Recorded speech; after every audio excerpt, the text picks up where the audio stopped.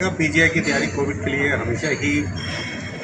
रहती है और हमेशा हमें इस चीज़ का संशय रहता है क्योंकि इस तरीके के वायरसेस, बैक्टीरिया और दूसरे इन्फेक्शन आते रहते हैं। स्पेसिफिकली अगर हम कोविड की बात करें, क्योंकि एक रेस्पिरेटरी इन्फेक्शन है, तो हमने इसके लिए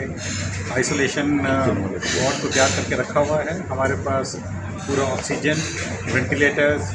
नए तरीके के वेंटिलेटर्स जिसको HFNCs कहते हैं, और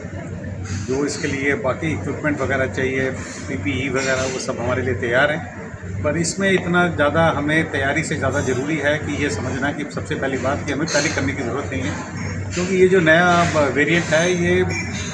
वेरिएंट ज़रूर है, पर इसमें जो डिजीज़ अभी तक नोटिस किया, क्योंकि हिंदुस्तान में अभी 1000 केस हो गए, तो हमें कुछ पता चल रहा है कि बीमारी जो है वो माइल्ड बीमारी है, कोई इतनी सीवियर बीमारी नहीं। और उसका सबसे बड़ा प्रूफ ये है कि अभी तक हमारे पास कोई ऐसे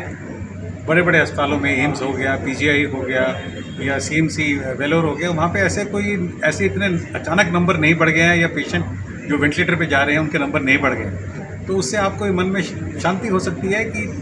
ज़रूर है कि थोड़े से नंबर ऑफ़ केसेस बढ़े हैं, तो हमें पहचान रखने की ज़रूरत है, परंतु डरने की बात, पैनिक करने की बात बिल्कुल नहीं है। और सारे सरकारी अस्पतालों में या इवन प्राइवेट हॉस्पिटल्स में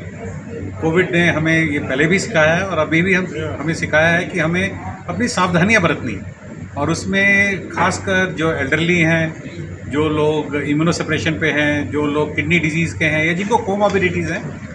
उन लोगों को थोड़ा ध्यान रखने की ज़रूरत है। और उसमें ऐसा है कि जो क्राउडेड प्लेसेस में ना जाएं, और जैसे हमें पता ही है जो जनरल प्रिकॉशंस हैं, जैसे मास्क पहनना, डिस्टेंसिंग करना, इनसे आई थिंक, और सर्विलेंस, ये बहुत ज़रूरी चीज़ें हैं। और इस पे अगर हम ध्यान रखेंगे तो हम शायद हमें इतना इसमें डरने की